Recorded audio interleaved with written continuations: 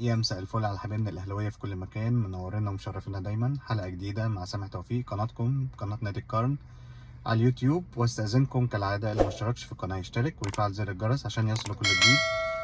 وهنبدا حلقتنا. طبعا كل كلامنا النهارده هيبقى عن مباراه القمه رقم 125 ما بين الاهلي والزمالك.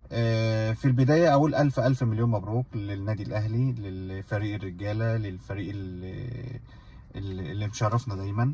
ألف مبروك لجماهير النادي الأهلي، ألف مبروك لكهربا، ألف مبروك لكهربا، ألف مبروك تاني مرة لكهربا 3 مرات. ألف مبروك لإدارة النادي الأهلي والكابتن محمود الخطيب والمنظومة بالكامل. هارد لك لنادي الزمالك. نادي الزمالك طبعا بيمر بمرحلة سيئة شوية بالنسبة مرحلة فنية مش كويسة الوقت الحالي، بقى لهم كذا مباراة وده في صالحنا. لكن في الاول وفي الاخر كروح رياضيه بنقول لهم هارد لك، وان شاء الله الجاي افضل لينا مش ليهم. اوكي طيب، هنروح الاول او قبل ما اتكلم على موضوع المكاسب اللي من ورا المباراه، عايز اتكلم على اسباب خساره نادي الزمالك او فريق الزمالك من الفريق الاهلي. طيب ايه هي اسباب خساره الزمالك في المباراه اللي فاتت؟ اول حاجه المنظومه هي السبب.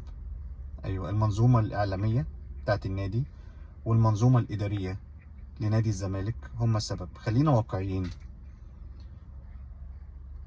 نادي الزمالك بمنظومته الإعلامية بمنظومته الإدارية مش مركزين مع الفريق، مش مركزين مع المكاسب اللي في الفريق، مركزين بس مع كهربا، مركزين مع النادي الأهلي. كل كلامهم يوميا قبل المباراة بساعات، بأيام، بأسابيع، كل كلامهم وتركيزهم كهربا هيلعب ولا مش هيلعب، كهربا لو هيلعب هينسحب، كهربا مش من حقه يلعب، كهربا لسه ما دفعش الغرامه، كهربا مش عارف ايه، كهربا راح، كهربا جه، كهربا دخل الحمام. ادي كل اللي واكل دماغهم الفتره اللي فاتت. فبالتالي هم اوريدي مشتتين، ومشتتين معاهم الفريق، يعني هم مشتتين معاهم كمان الفريق بتاعهم. فبالتالي شيء طبيعي ان في البدايه طالما المنظومه كلها، سواء من رئيس نادي، سواء من اعلام، سواء من مذيعين، سواء من معلقين، كلهم ما عندهمش كلام غير كهربا والكابتن محمود الخطيب والنادي الاهلي، وحاطين في دماغهم النادي الاهلي، ومش باصين لفريقهم ولا باصين لمشاكل فريقهم ولا باصين، ولا بيتكلموا عن الرياضه، ولا بيتكلموا عن الكوره، ولا بيتكلموا عن الفنيات، ولا بيتكلموا عن الصفقات، ولا بيتكلموا عن اي حاجه تخص نادي الزمالك، ولا بيتكلموا عن اي حاجه تخص المشاكل اللي بتواجه نادي الزمالك والصعوبات اللي بتواجهه وازاي يحلوا المشاكل، وطريقه لعب النادي الاهلي اللي هيواجهوها ازاي. طب الاهلي لو لعب كذا احنا نلعب كذا. يعني عندهم كباتن كبار في الاستوديو التحليلي كل يوم، زي الكابتن مثلا جمال عبد الحميد، ولا الكابتن طارق يحيى، ولا اي واحد من اللي موجودين، ولا حتى خالد الغندور اللي هم المذيعين. بدل ما يستفيدوا منهم ومن المحللين الرياضيين بتوعهم والصحفيين بتوعهم بطرق لعب النادي الاهلي والتوقعات بتاعت المباراه، والنادي الاهلي لو لعب ب 3-4-3 احنا هنلعب ازاي، طب لو لعب ب 4-3-3، طب لو لعب 2-4-1. يعني كل تفكيرهم مش في طرق اللعب ولا في المباراه، قد ما تفكيرهم كل شغلهم الشاغل الكهرباء. وبيعتبروه يعني ايه، بيعتبروها حرب شخصيه مع لاعب كوره. هو في الاول وفي الاخر لاعب كوره، هو لاعب كوره مميز ولاعب كوره عامل حرقان لناس كتير قوي، بس خلاص الموضوع اخد عندهم طابع شخصي وخد عندهم اتجاه شخصي، سواء من رئيس النادي اللي كل يوم في تصريحات تصريحات تصريحات، ومش هسيب كهربا، هحبس كهربا، وهحجز على املاك كهربا، والكابتن خطيب مش عارف ايه، وكهربا الهارب، وانت ازاي يا ايمن يا يونس ما تقولش على كهربا هارب، وانت ازاي يا فلان ما تقولش عليها. فطبعا هو كل تركيزهم في كده، فخلاص هم حتى الفريق نفسه، يعني فريق كرة القدم في نادي الزمالك لما بيقعد يسمع لقناة نادي الزمالك اكيد هيبقى مشوه، هو كمان مشوش، فما عندهمش تركيز، ما عندهمش تركيز، تركيزهم كله ده رايح لكهربا. طبعا طلع علينا واحد اسمه مش عارف اسامة حسن ولا اسامة السيد، اللي هو يعني حتى انا مش عايز حتى افتكر اسمه، رئيس قطاع الناشئين في نادي الزمالك. ده طلع يسخن فريق نادي الزمالك ويقول لهم اي لعيب يجي لكم يقف قدامكم شوطوه او هاتوه على الارض. يعني من الاخر كده بيحرض لعيبه ان هي تكسر لعيبه النادي الاهلي ويخشوا بعنف ويحرض على العنف. ده في حد ذاته تحريض، يعني تحريض على العنف في الملعب. واللي هو ما يعرفوش ان لعيبه الاهلي ولعيبه الزمالك بره الملعب اصدقاء. يعني مهما كان ومهما عملت ومهما قلت، فمش هتقدر توقع ما بين لعيبه الاهلي ولعيبه الزمالك. ليه؟ لانهم في الاول وفي الاخر اصدقاء خارج الملعب، كلهم اصدقاء وبيسهروا مع بعض وبيروحوا ويجوا مع بعض. واكبر دليل على كلامي حتى هم، يعني الروح اللي ظهرت، الروح الجميله اللي ظهرت في الملعب، ما بين امام عاشور وكهربا، ما بين بعض اللعيبه، ما بين الشناوي وشيكابالا، بعض اللعيبه، بصرف النظر عن بعض التصرفات اللي صدرت من شيكابالا وهتكلم عليها دلوقتي. بس انا بتكلم على اللعيبه نفسهم مع بعض، هم اصدقاء. يعني هم اصلا اصدقاء وفي السوشيال ميديا مع بعض وكلهم فريندز مع بعض. فيجي واحد زي كده اللي هو المفروض بيربي نشء وبيربي جيل في نادي الزمالك، هو اللي بيبدا يحرض على العنف وبيحرض على اللعب بخشونه. وان هو مش، حتى مش مشكله حتى لو واحد اتكسر، اتنين اتكسروا، مش مشكله. المهم ان احنا نبقى رجاله وناخد الكوره، واي واحد لعيب يجي قدامنا نجيبه على الارض طبعا. واهان علي معلول وبيقول معلول لما بيشوف شيكابالا بيعملها على نفسه. طبعا كلام كله يعني انا هعتبره معلش يعني واحد اهبل وبيتكلم. فطبعا ده واحد طلع النهارده، طلع علينا بفيديو تاني النهارده انه حلق شعره، لانه كان بيحلف انه هيحلق شعره زيرو لو الزمالك اتغلب، والحمد لله الزمالك اتغلب. وهو النهارده طلع بفيديو بيحلق شعره لايف. اتس اوكي.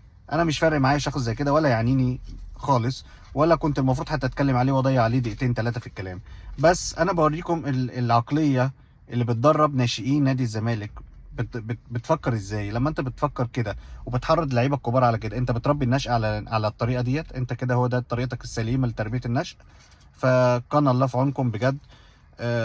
فدي حاجه من ضمن الحاجات. اول حاجه اتكلمت فيها موضوع تشتيت الفريق، ان هو عدم التركيز من المنظومه بالكامل، كل تركيزهم مع كهربا. طبعا تاني حاجه هتكلم فيها هم ظلمهم لكهربا، ظلم الاداره لكهربا. كهربا اتظلم تمام، ويا بخت من بات مظلوم ولا باتش ظالم. وعايز اقول بس كلمه كده يعني في النص كده هوجهها لكهربا. يا ابني انت ربنا بيحبك، واللي بيحبه ربنا بيحبب في خلقه. وانت يعني ادينا كلنا شفنا حب الجمهور وحب جمهور الاهلي لكهربا عامل ازاي، لدرجه ان نادي الزمالك هو اللي خلق من كهربا بطل قومي. يعني ما تقوليش ان احنا الجمهور الاهلي هو اللي عمل كده، لا. جمهور الاهلي عمل كده، وكل حبنا لكهربا ده رد فعل على الظلم اللي احنا شايفينه للاعب ده اللي بقاله سنه ما بيلعبش. ده يعني ربنا بيكافئه في اول مباراه يلعب فيها يسجل هدف ويعمل 2 اسيست، اللي هو المباراه قدام سموحه في كاس مصر نص النهائي. تاني مباراه يلعب فيها وهي كانت مباراه عمره، اللي هي مباراه الزمالك، اللي كان الكل متوقع ان كهربا مش هيلعب، واذا كان موجود هيبقى احتياطي وهي ممكن ينزل 10 دقائق ربع ساعه. لكن خارج جميع التوقعات كولر، يعني كان خارج جميع التوقعات وخلى الكهرباء يشارك في اللعب اساسي، وكان في التشكيله الاساسيه. وبصراحه عمل شوط تاني رائع. سيبكم من الشوط الاولاني اللي هو كان الفريقين كان في حاله حذر جامده جدا جدا ما بين الفريقين. كانوا كله خايف من الهجمات المرتده، كله خايف من الفريق التاني. وكانوا موضوع جس النبض، بس هو خد كتير قوي جس النبض، يعني خد معاهم وقت كتير جدا جدا لدرجه خد منهم شوط كامل. فطبعا الشوط الاولاني ده للنسيان، لانه يعني ما كانش فيه متعه ولا كان في اي نوع من انواع المتعه الكرويه اللي كان ممكن الواحد يتفرج عليها خالص. فبالتالي الشوط الثاني كهرباء التغييرات، كولر قرر المباراه كويس، وبدا عمل تغييرات. قبل ما يعمل التغييرات كان بدا عمل تغييرات داخليه في الملعب وفي المهام بتاعه كل فريق، وعلى خاص حمدي فتحي اللي لعب وكان مفاجاه بعد ما كان متصاب الماتش اللي فات واتعالج بالابر الصينيه وبتاع ونزل. بصراحه يعني هو اللي اصنع الفارق، وهو كان سبب في نتيجه المباراه ديت. هو اللي اصنع، يعتبر تقريبا صنع الثلاث اجوان. هو صنع 2 والثالث كان علي معلول، بس برضه حمدي فتحي هو اللي كان مديه لعلي معلول، بجانب الهجمات الكتيره اللي صنعها برضه حمدي فتحي في المباراه. فبالتالي ربنا كرم كهربا وجاب جون في الزمالك. وطبعا دي كانت حاجه جنونيه، وانا واحد من الناس ما كنتش متخيلها. ما كنتش متخيل ان كهربا اصلا هيلعب اساسي، وكنت متخيل انه هيطلعه بره التشكيله اصلا. فوجئت ان كهربا في التشكيله الاساسيه. فبالتالي دي كان برضو حاجه من ضمن الحاجات اللي بنتكلم عليها، ان هم ظلمهم لكهربا.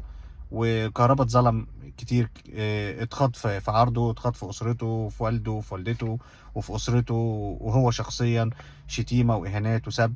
فبالتالي برجع واقول ده يعني ربنا بيرجع له جزء من حقه، وبيفرحه ويفرح اسرته ويفرح جمهوره، وبيخلينا نتمسك اكتر كل يوم بكهربا. وانه احنا مش عايزين يعني زي ما تقول كده كولر بالنسبه له الوقت كهربا هو ورقه الشطرنج، او قطعه الشطرنج اللي كانت مفقوده في الفريق، اللي هو بيعرف يلخص الكرات قدام المرمى الاهداف.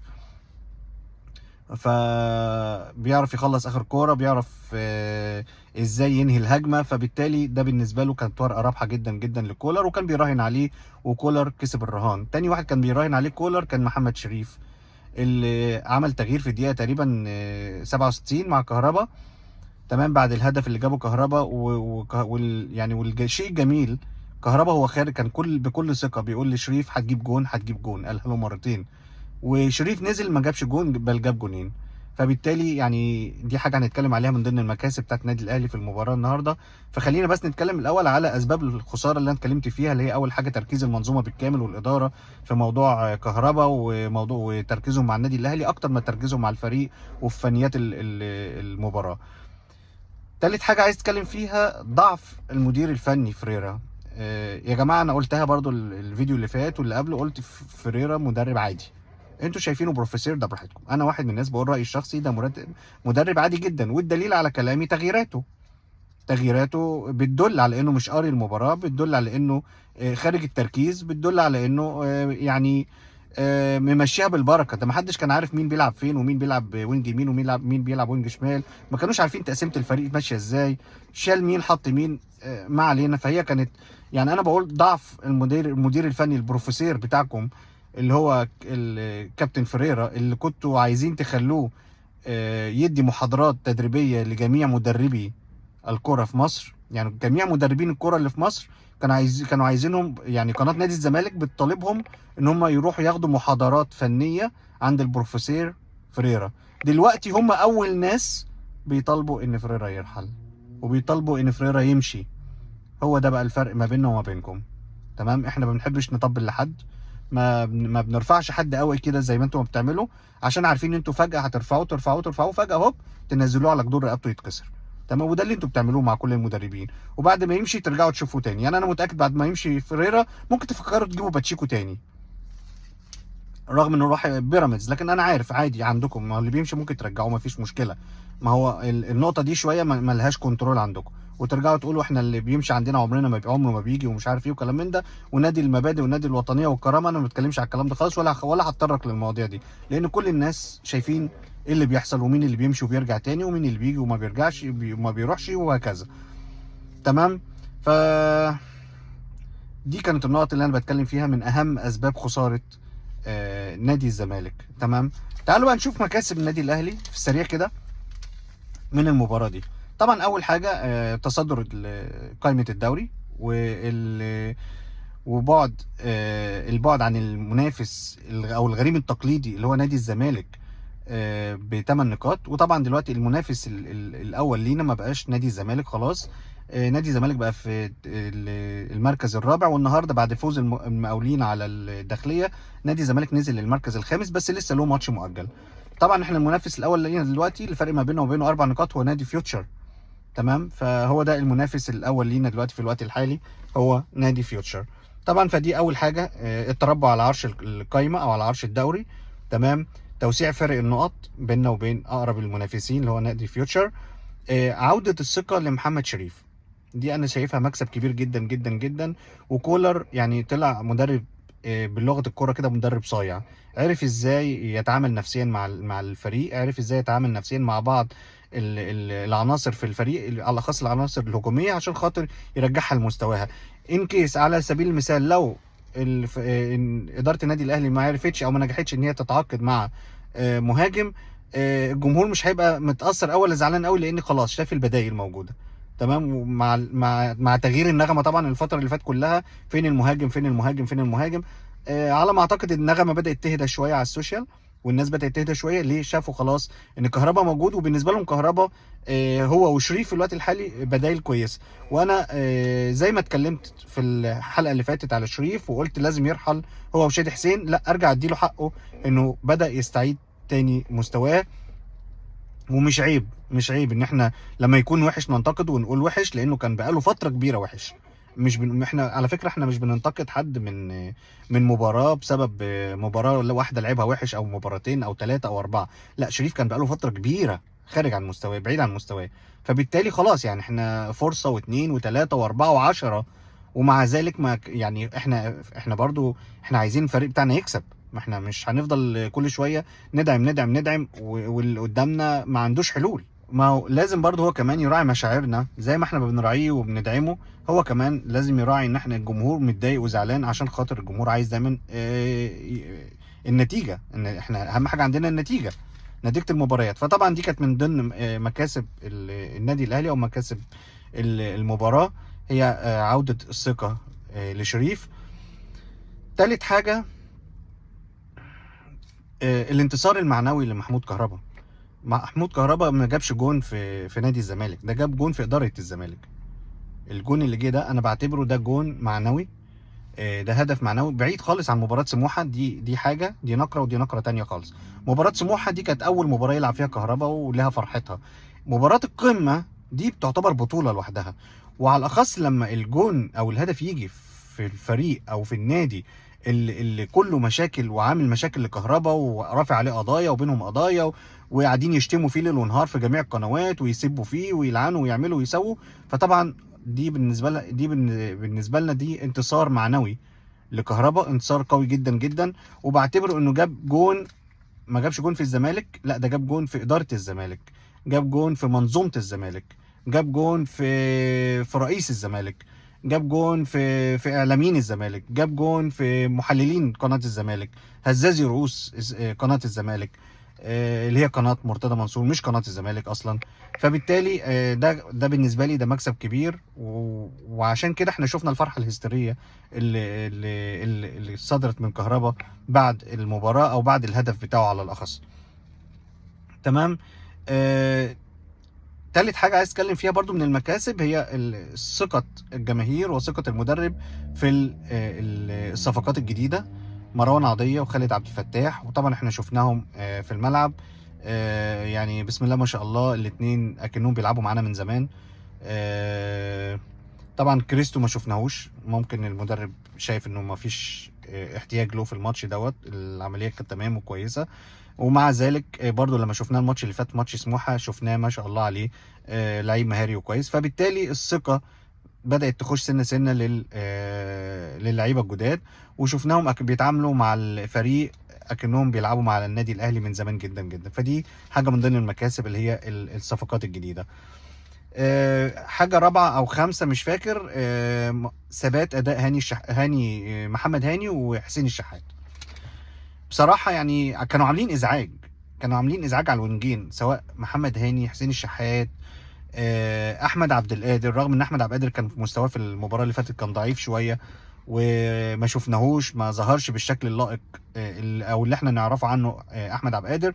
بس انا بقول ان هاني محمد هاني وحسين الشحات من ضمن مكاسب المباراه.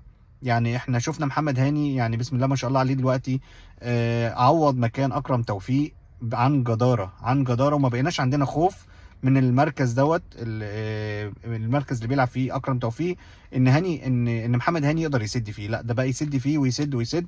هو هاني يظهر ما بيجيش غير على المباريات الكبيره، او ما بيجيش ما بيصحاش غير قبل مباريات كاس العالم للانديه.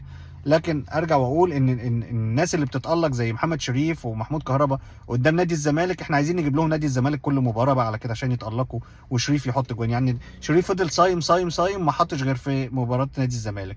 فانا مش عارف يعني احنا هنجيب لك الزمالك كل شويه يا شريف عشان تجيب جوان ولا ايه؟ مش فاهم. انا مش فاهم يعني، مش هنلعبك كل شويه مع نادي الزمالك او ولا هنلعبك مباراه نادي الزمالك بس انت وكهربا؟ لا ما انتوا لازم تصحوا كده معانا شويه وايه وتستمروا ان شاء الله، ويستمروا ان شاء الله على نفس المستوى. فطبعا محمد هاني وحسين الشحات بشيد بيهم جدا جدا، بقى لهم دلوقتي 5 مباريات ما شاء الله المستوى الثابت بتاعهم. حاجه يعني 6 بقى او 5، موضوع الجماهير وعودة الجماهير للملعب بالشكل الرائع الممتاز الأكثر من رائع بجد. يعني أنا كنت مبسوط جدا جدا جدا من منظر الجماهير اللي شفته ومشكلة الجماهير اللي اتحلت والف شكر لاداره النادي الاهلي ان هي اتدخلت بسرعه وبدات حلت المشكله، والجماهير بدات تخش بالاعداد الكامله بتاعتها، وما بقاش في مشاكل بنسمع عنها عن دخول الجماهير او عن منع الجماهير او فبالتالي دي حاجه تحسب. برضو احنا النهارده شفنا بالساعه الكامله ال 3000 شخص اللي كانوا مسموح لهم يخشوا دخلوا وما كانش في اي مشاكل. سابع انتصار، فهو انتصار النادي الاهلي على السحر والشعوذه. طبعا كلنا سمعنا ان رئيس نادي الزمالك طلع يقول بيتكلم عن السحر والشعوذه والاهلي بيكسب بالسحر ومش عارف ايه، وطلع بعد كده اشاعات ان الناس شافوا اسماعيل يوسف مع رئيس نادي الزمالك هم اللي موجودين في منطقه شبرخيت. وبصوا يعني بجد بجد يعني الموضوع زايد عن حده، زايد عن حده، بس احنا خلاص ماشيين مع الموجه، هنعمل ايه طيب؟ ما هو زايد عن حده وما زال مستمر، فاحنا ما عندناش حل تاني غير اننا يعني خلاص يعني بقينا نسمع وبنضحك ونضرب كف على كف. هاتولي نادي في العالم او ناديين في العالم بيتكلموا على بعض بالطريقه دي، او رئيس نادي في العالم كله طالع يقول الفريق اللي قدامي بيكسب بالسحر والشعوذه، وسيد عبد الحفيظ حط مش عارف السحر تحت الحشيش، وده حطه جنب العارضه، والكره بتتنطط لوحدها، والكره مشيت لوحدها. حد يعني ده طالع النهارده في مؤتمر رئيس نادي الزمالك بيقول شفتوا الكوره في الدقيقه مش عارف كام و50 ولا كام و40، الكوره مشيت لوحدها، محدش شاطها، وجت يمين وجت شمال وراحت خبطه في العارضه وخرجت. طب يا فندم لو حضرتك يعني شيء بالعقل كده، لو في سحر زي ما حضرتك ما بتقول والكره متوجهه، طب ليه ما دخلتش الجون؟ يعني ليه خبطت في العارضه؟ يعني ابسط الامور، يعني حضرتك المفروض تفكر في الكلام قبل ما تقوله، لكن واضح ان حضرتك ما بتفكرش في الكلام وبتلهي جمهور الزمالك بحاجات. يعني خلاص يعني انا من اللي انا شايفه ان ما حدش مصدقك ولا حد هيصدقك، والناس كلها عماله تضحك، فخلاص يعني حضرتك قولي اللي تقوله. الكره على فكره كان فيها عفريت على فكره، كانوا مربين فيها فيل صغير، فالفيل دوت هو اللي جاب الشمال شويه فخبط في العارضه فخرجت الكره بره، فبالتالي ابطل مفعول السحر بتاع جامايكا ما دخلش الكره في الجون. يعني انا مش عارف، طب الاهلي لو عامل سحر ما كنا جبنا 20 جون النهارده؟ انا مش عارف سحر ايه وبتاع ايه يا جماعه، انتوا مش فاهم انا يعني مش عارف. الحمد لله اللعيبه بتاعتنا كلها بتصلي، واللعيبه كلها بتعرف ربنا ومع كل هدف بيسجدوا كلهم ركعه لله، وما فيش طبعا الكلام ده خالص. طبعا ده نصيبنا ان احنا نتعامل ونتعايش مع هذه النوعيه من الاساءات والاشاعات والكلام. ودايما الفريق اللي بيبقى دايما منتصر ودايما في انتصارات بيقابل من الحروب دي كتير جدا، وبيقابل من النوعيات دي كتير جدا. ونرجع ونقول يعني بجد كجمهور كجمهور الاهلي في مصر، اعظم جمهور في العالم، لنا الله بجد مع جميع هذه المحاربات النفسية وجميع هذه المرض، مع جميع كل هؤلاء المرضى النفسيين اللي بنتعامل معاهم. ولكن احنا مش هنسكت، وهنفضل نطلع نرد ونتكلم بالذوق وبالادب من غير ما نغلط في حد، وهندافع دايما عن نادينا بكل قوة، وهنرد. اي نعم ممكن ما بنقدرش نطلع كل يوم، ما بنقدرش نتكلم كل يوم، بس بنحاول نلم على قد ما نقدر بعض المواضيع ان احنا نتكلم عليها. وانا شايف ما شاء الله يعني السوشيال ميديا مليانة كتير برضو، كله بيتكلم وكله مش عاجبه الوضع، ومع ذلك الاعلام بتاعنا كله نايم هس هس، ما حدش بيتكلم على اي حاجة، ما حدش بيجيب سيرة اي حاجة، ما حدش بيتكلم. يعني حتى النهاردة قناة اون تايم سبورت طلعوا القرارات وجابوا جزء من المؤتمر الصحفي اللي كان عامله رئيس نادي الزمالك، وما جابوش سيرة الشتيمة والإهانات اللي شتمها بالأب والأم لكهربا، وشتايم بجد يعني أنا نفسي ما أقدرش أقولها. وفي نفس الشتايم دي قالها لرئيس نادي الأهلي لكابتن محمود الخطيب. طبعا أنا عارف إن كل ده بيتم إجراءات قانونية وبيترفع فيه قضايا وبتاع، بس خلاص إحنا زهقنا وقرفنا يعني خلاص. هنعتبره إيه يعني؟ مش عارف، مش عايز أغلط خلاص يعني. اتعودنا على كده، للاسف اتعودنا على الاساءه وقله الادب واتعودنا على ان احنا نسمع دايما الشتايم والتهزيء والاهانات، واتعودنا ان مفيش حد بيتحرك، لا الاعلام بيتحرك، ولا اتحاد الكره بيتحرك، ولا المنظومه كلها بتتحرك، ولا اي حد بيتحرك، بل التطبيل شغال وهزازي الرؤوس شغالين، وما شاء الله يعني منظومه جميله جدا. على العموم مش عايز اخرج برضه عن الموضوع بتاعنا كتير. او الثامن انتصار بقى عايز اتكلم فيه بالنسبه للانتصار الاهلي في المباراه ديت، هو انتصارنا على المنشطات. ايوه انتصارنا على المنشطات ده يعتبر برضو انتصار، لان احنا بنشكر في الموضوع ده بالذات رئيس نادي الزمالك، لان من بعد ما صرح ان في بعض اللعيبه عنده بتشرب حشيش وكلام من ده، اللعيبه ديت ما بتلعبش. دي حاجه، تاني حاجه هو يعتبر كده بطلهم كوره، بلغه الكوره هو بطلهم كوره. اللعيبه طبعا يعني مش قادره تواجه الدنيا ومش قادره تواجه الناس، ايا كانت بقى الاخبار دي حقيقه ولا كذب ولا. بس هو من بعد ما يعني ما ادلب هذه التصريحات وفتح عيون وزاره مكافحه المنشطات والكلام ده على النادي الزمالك، شفنا احنا مستوى اداء لعيبه نادي الزمالك بقى عامل ازاي. ما بقوش قادرين يشيلوا رجليهم في الارض. ليه؟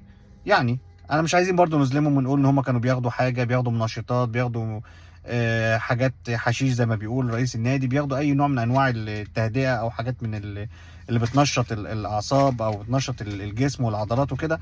بس احنا كلنا شايفين المستوى. حتى قناه نادي الزمالك نفسهم قال هو اللعيبه جرى لهم ايه، ده كانوا بيبقوا حصنه في الملعب. طارق يحيى نفسه قالها، يعني هم نفسهم قالوها واعترفوا، قالوا هي اللعيبه جرى لها ايه. هم مش دريانين ان هم بيقولوا الكلام ده بعد تصريحات رئيس نادي الزمالك على اللعيبه اللي عنده ان هم بياخدوا منشطات. فبالتالي اللي احنا شايفينه كلنا او من الصوره الواضحه قدامنا ان اللعيبه كلها مستواها في النازل. معنى كده ايه؟ معناها ان هي الله اعلم كانت بتاخد بقى حاجه، ما كانتش بتاخد حاجه، عشان برضو ما نفتريش على حد، تمام، وما نتهمش حد زور. وربنا يرحمنا ويرحم لاعبتنا ويرحم اهالينا ويرحم الدنيا كلها من الاشاعات والقذائف اللي بتيجي على الناس كده بدون وجه حق، وانك تسب ناس او انك تتهم ناس في عرضها، تتهم ناس في شرفها، تتهم ناس باتهامات باطله بدون اي ادله.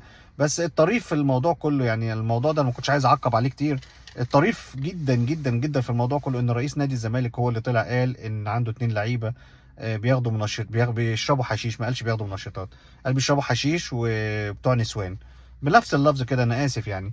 وفوجئنا من يومين 3 بيقولوا انا هقاضي اي حد قال عليهم ان هم بياخدوا حشيش او بيشربوا حشيش، وهشوف مين اللي بيقول عليهم بيطلع عليهم الاشاعات ديت وهقاضيه. طبعا احنا كل اللي جه علينا نوبة ضحك، يعني انا واحد من الناس كل اللي جه عليا نوبة ضحك.